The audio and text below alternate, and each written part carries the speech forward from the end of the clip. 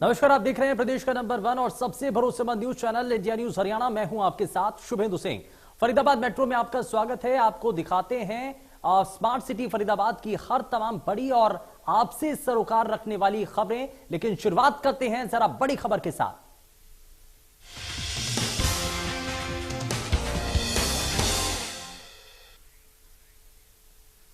और रुक कर रहे हैं यहां बड़ी खबर का,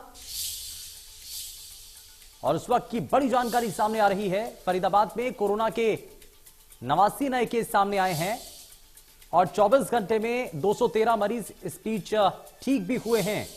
वहीं जिले में कोरोना की रिकवरी रेट 98.78% तक पहुंच चुका है और 24 घंटे में 213 मरीज इस दौरान ठीक भी हुए हैं। तो फरीदाबाद में कोरोना के 89 नए केस सामने आए हैं और कोरोना का जो संक्रमण है फरीदाबाद में किस रूप में देखने को मिल रहा है, जरा आप आंकड़ों के जरिए देखिए और समझिए कि कोरोना के 89 नए केस सामने आए हैं। वहीं 24 घंटों में 213 मरीज इस दौरान ठीक भी हुए हैं, रिकवर हुए हैं और जिले में कोरोना की रिकवरी रेट अब 98.78% तक पहुंच चुका है। वहीं 24 घंटों में 213 मरीज रिकवर भी हुए हैं, यानी कि सकुशल ठीक होकर के अपने घर पहुंचे हैं। लेकिन फरीदाबाद में कोरोना के जो नए संक्रमण के मामले हैं वो भी फिलहाल सामने हैं और फिलहाल फरीदाबाद में कोरोना के 89 नए केस सामने आए हैं। तो 89 केस नए सामने आए हैं और बीते 24 घंटों में 213 मरीज इस दौरान ठीक भी हुए हैं। लेकिन जिले में कोरोना की रिकवरी रेट 98% से ज्यादा नजर आ रही है और 24 घंटों में 213 मरीज इस दौरान ठीक हुए हैं, यानी कि बहुत हद तक जो इससे पहले तक संक्रमण का प्रभाव था वो धीरे धीरे कम होता हुआ नजर आ रहा है और इसीलिए अब बहुत हद तक चीजें खुलती हुई नजर आ रही हैं। बहुत हद तक जो पाबंदियां लगाई गई थी उनको भी अब हटाया जा रहा है। देवेंद्र कौशिक हमारे संवाददाता जुड़ चुके हैं ज्यादा जानकारी के साथ। देवेंद्र, अभी तक क्या जानकारी है आप फरीदाबाद के अंदर, खास करके कोरोना संक्रमण को लेकर? मौजूदा वक्त में 89 नए केस सामने आए लेकिन रिकवरी रेट भी ठीक होता हुआ नजर आ रहा है।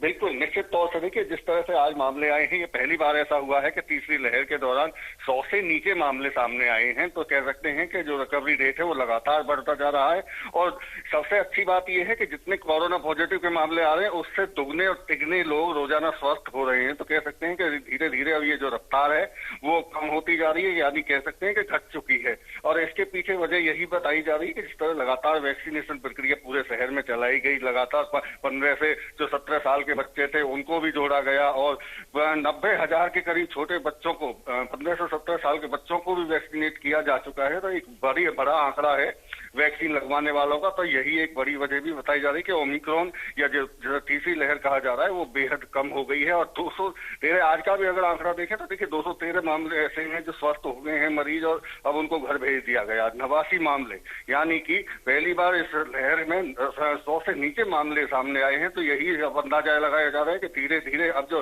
तमाम तरह की जो पाबंदियां हैं सरकार उनको भी हटाना शुरू कर रही है और व्यापारियों की भी जिस तरह से लगातार मांग ये रही थी कि समय की पाबंदी बाजारों से हटा दी जाए, क्योंकि पहली कक्षा से 12वीं तक सभी निजी और सरकारी स्कूल खोल दिए गए हैं, फुल कैपेसिटी में खोल दिए गए हैं। तो बाजारों पर आखिर पाबंदी क्यों? अब सरकार की तरफ से भी मंत्री, केंद्रीय राज्य मंत्री कृष्णपाल गुर्जर और कैबिनेट मंत्री मूलचंद शर्मा व्यापारियों को आश्वासन दे चुके हैं। हो सकता है कि 1-2 दिन में ये पाबंदियां भी हट जाए और पूरी तरह से बाजार भी खोल दिए जाएं। जी चलिए, बहुत शुक्रिया इस पर जानकारी देने के लिए देवेंद्र।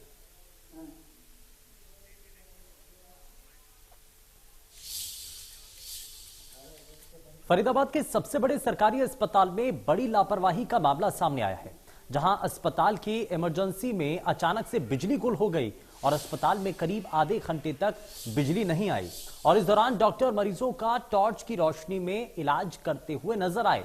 वहीं अस्पताल में लाइट नहीं होने से मरीजों को काफी परेशानी का सामना करना पड़ा। बच्चे का नीकू वार्ड में भी काफी इस दौरान परेशानी हुई। लेकिन बड़ा सवाल यह है कि अस्पताल में इमरजेंसी बैकअप आप इन व्यवस्थाओं को तय करने के लिए होना चाहिए था, लेकिन वो वहां पर देखने को नहीं मिलता है। सुधीर शर्मा हमारे संवाददाता जुड़ चुके हैं ज्यादा जानकारी के साथ। सुधीर, क्या अभी तक इस पूरे मामले पर जानकारी मिल रही है? अस्पताल में बत्ती गुल हो जाती है, लेकिन क्या वाकई में ये एक बड़ी लापरवाही नहीं है और इसमें किसी भी तौर पर कोई बड़ी स्थिति देखने को मिल सकती थी, बड़ी चूक हो सकती थी और यहां पर लाइट गुल होने का मतलब बहुत गंभीर माना जा सकता है?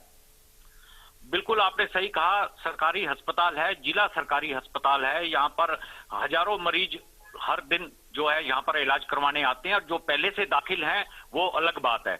लेकिन जिस तरीके से ये लाइट गई और बिल्कुल ब्लैकआउट हो गया, डॉक्टर्स को टॉर्च की रोशनी में जो है मरीजों का इलाज करना पड़ा।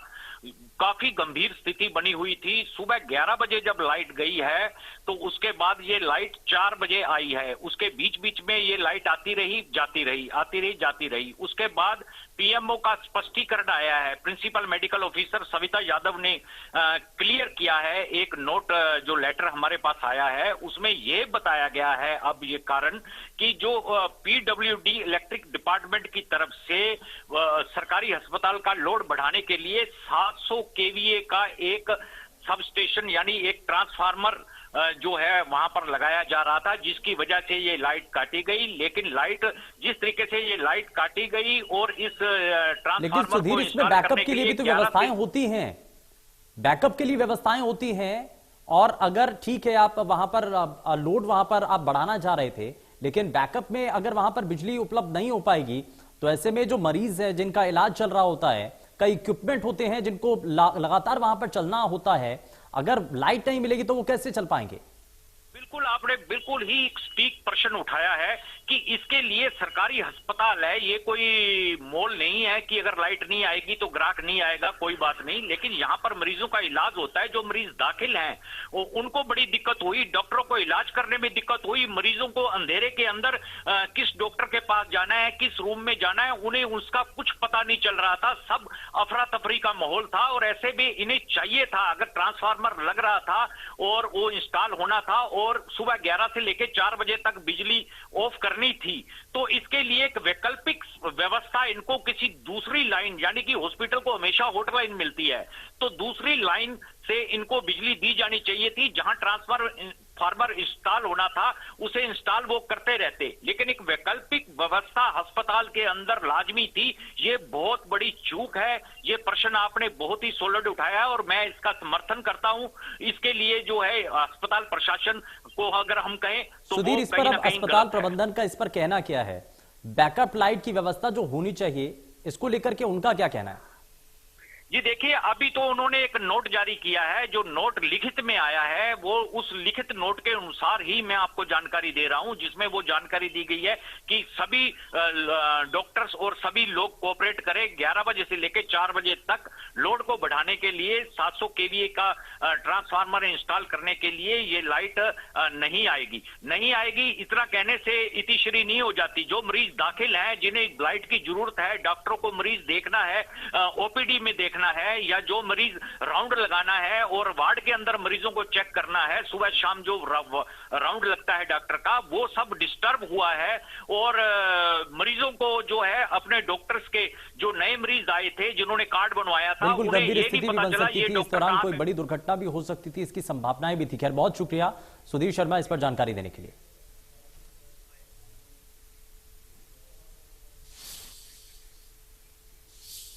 और चलिए आगे बढ़ते हैं और रुक कर रहे हैं इस वक्त की बड़ी खबर का। फरीदाबाद में स्वास्थ्य विभाग की बड़ी कार्रवाई सामने आई है। नर्सिंग होम में नकली ग्राहक भेज करके छापेमारी की गई है। अवैध रूप से गर्भपात करने की जानकारी मिल रही थी और शिकायत मिली थी, जिसके आधार पर कार्रवाई की गई। नर्सिंग होम का संचालक और डॉक्टर नदारत मिले हैं। वहीं इस दौरान यह बड़ी कार्रवाई की जाती है। अवैध रूप से गर्भपात करने की शिकायत मिल रही थी, जिसके आधार पर यह कार्रवाई की गई है। नर्सिंग होम का संचालक और डॉक्टर फिलहाल मौके से नदारत है। फरीदाबाद स्वास्थ्य विभाग ने इस दौरान बड़ी कार्रवाई की है और Krishna nursing home and lab अवैध रूप से गर्भपात करने की खबर सामने आ रही थी। स्वास्थ्य विभाग की टीम ने नकली ग्राहक नर्सिंग होम में भेज करके छापेमारी की, जिसके दौरान नर्सिंग होम के संचालक और डॉक्टर मौके से नदारत मिले हैं। पूरे सबूत जुटाकर पुलिस की मौजूदगी में फिलहाल कार्रवाई की गई है। सब कुछ वो जेन्युइन है, जो प्रक्रिया बनती है वो है। इनका एमटीपी रजिस्टर्ड नहीं है और ना ही कोई ऑथराइज डॉक्टर है जो एमटीपी करने के जा रहा था। यहाँ कोई भी एमबीबीएस लिखा हुआ ही है। यहाँ पे अगर देखें तो 3 डॉक्टर का नाम की कोई डॉक्टरी नहीं है, ना ही ये जो लता गुलाटी है मैनेजिंग डायरेक्टर है, ये अपने आप को स्टाफ नर्स बता रही। नहीं, मौके पे यहाँ कोई नहीं है और लगभग इस प्रक्रिया को 1 घंटा हो गया है चलते चलते, क्योंकि हमने वहां से अल्ट्रासाउंड की रिपोर्ट वगैरह वो सारा हम सारे भी सबूतों के साथ में सारा मुकदमा दर्ज कराने जा रहे हैं। तो अगर मौके पे आती है तो है डॉक्टर, बोर्ड पे नाम लिखने से थोड़ी जो हमारे थ्रू है पेशेंट, मतलब आपकी टीम ने ही ये काम किया? टीम नहीं, हमारी ने, और प्रेग्नेंट पेशेंट। वहीं केंद्रीय राज्य मंत्री कृष्णपाल गुर्जर और हरियाणा के परिवहन मंत्री पंडित मूलचंद शर्मा ने एनआईटी फरीदाबाद में सरकारी मेयर कैंप ऑफिस का उद्घाटन किया। इस मौके पर फरीदाबाद से विधायक नरेंद्र गुप्ता और गणमान्य लोग मौजूद रहे।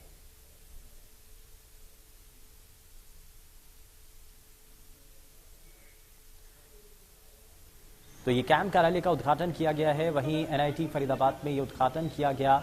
अब इस दौरान केंद्रीय राज्य मंत्री पहुंचे और साथ ही हरियाणा कैबिनेट के मंत्री भी इस दौरान मौजूद रहते हैं। तो कृष्णपाल गुर्जर और मूलचंद शर्मा इस कार्यक्रम में मौजूद रहे। एनआईटी फरीदाबाद में अब ये उद्घाटन किया गया। वहीं विधायक नरेंद्र गुप्ता भी मौजूद रहे। सरकारी मेयर कैंप का दरअसल ये आप तस्वीरें देख रहे हैं। एनआईटी फरीदाबाद में ये उद्घाटन किया गया है और साथ ही साथ इस दौरान कई गणमान्य लोग भी मौजूद रहे हैं।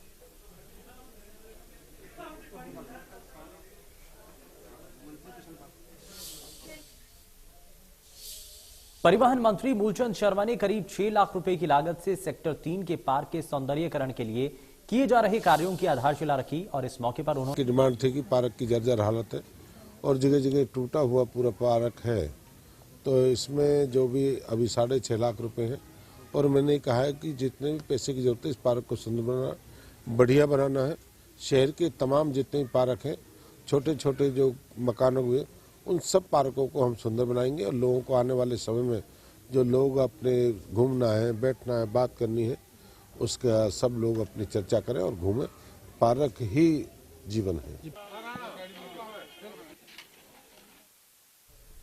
तो सेक्टर 3 पार्क का सौंदर्यीकरण का काम किया गया और ये आप तस्वीरें भी देख रहे हैं जब पार्कों का सौंदर्यीकरण लगातार किया जा रहा है और ऐसे में लोगों को स्वास्थ्य के प्रति जागरूक करने के लिए ये कोशिशें हैं और सेक्टर 3 के पार्क का सौंदर्यीकरण भी किया जाएगा और साथ ही साथ इस पर बहुत हद तक जो तैयारी है वो की जा रही है। वहीं पलवल की शुगर मिल में आई तकनीकी खराबी के चलते मिल को बीती रात को बंद कर दिया गया। मिल के बंद होने से गुस्साए किसानों ने मिल प्रशासन के खिलाफ जमकर नारेबाजी की। गुस्साए किसानों ने मिल प्रशासन को यहां तक की चेतावनी दे दी कि अगर ऐसे ही बार बार मिल बंद होती रही तो उन्हें मजबूरन आंदोलन करना पड़ेगा। वहीं मौके पर पहुंचे गन्ना विकास अधिकारी विजेंद्र सिंह ने किसानों को आश्वासन दिया कि मिल को तकनीकी खराबी के चलते बंद करना पड़ा, जिसे ठीक करने के लिए कर्मचारी लगे हुए हैं और जल्द ही खराबी को ठीक करके उसको सुचारू किया जाएगा, जिसके बाद किसानों का गुस्सा शांत भी हुआ। कल 11 बजे का आया हूँ अपने घर से गन्ना लेकर के और 11 बजे से 12 या 1 बजे के बाद ये मिल बंद हो गई है और इंजीनियर्स के पास या वर्कर्स के पास जाते हैं पूछने के लिए तो 10 मिनट या आधा घंटा, उससे ज्यादा का समय लेते नहीं है वो लोग। 2 ट्राली खिलाती है फिर बंद पड़ जाती है, फिर चलती है, फिर 2 ट्राली खिलाती है, फिर बंद चढ़ जाती है। और कोई भी कर्मचारी, ये जो छोटे वर्कर्स हैं, इनके ऊपर का जो कोई भी बड़े लेवल का कर्मचारी है, अधिकारी, कोई भी वो झांक के नहीं देख रहा है जी। आज किसान कल रात को मिल बंद हुई और अभी तक चली नहीं है, उसके बारे में किसान मिले थे। तो ये टेक्निकल फॉल्ट हैं, चैन का है, आईडी मोटर का है, बॉलर के हैं और इसके वजह से जो है मिल चल नहीं पाई। बीच में मोटर भी बदली लेकिन 20 मिनट बाद फिर वो भी फूक गई, तो इस वजह से इसमें देरी हो गई। अभी 1-1.5 घंटे बाद मैंने आश्वासन दिया है कि मिल चल जाएगी चीफ इंजीनियर से बात करने के बाद। तो इस तरह की परेशानी आ रही है कि हम कल सुबह के ट्रैक्टर लेके घर से चले हैं, जितने यहाँ किसान खड़े हैं, तकरीबन 1 बजे शुगर मिल खराब हो गया।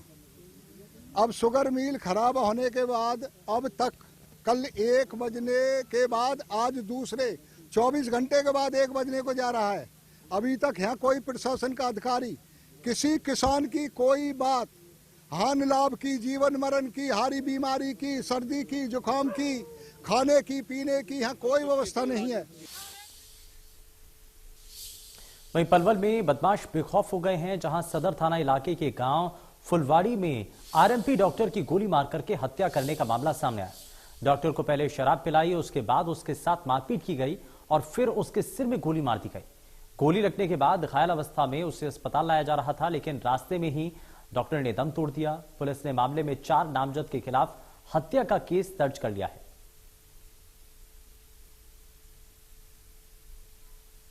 घर पे बुलाया इन्होंने, अपने घर पे बुला करके दारू पिलाई है, क्या किया है, क्या पिलाया है। सतपाल है घर पे, सतपाल के पास? हाँ, घर पे सतपाल के घर पे, शीशपाल और सतपाल, उसके घर पे गोली लगी है, उसके घर पे जो कुछ हुआ है वहाँ पे हुआ। राजू उर्फ राजकुमार सोनू लखवी है और ये गांव फुलवाड़ी का है और ये कोई करीब 3-4 बंदे जो है शीशपाल उर्फ सतपाल के मकान में अंदर बैठ के खा पी रहे, वहीं ये हुआ है, घटना आती है कमरे के अंदर। पुलिस का भलो कर चुके हैं, दर्ज कर दिया मुकदमा, हत्या का मुकदमा दर्ज करा दिया, पोस्टमार्टम करा रहे हैं। कोई आरोपी गिरफ्तारी हुई है अभी तक? मेट्रो न्यूज में फिलहाल के लिए बस इतना ही। नमस्कार।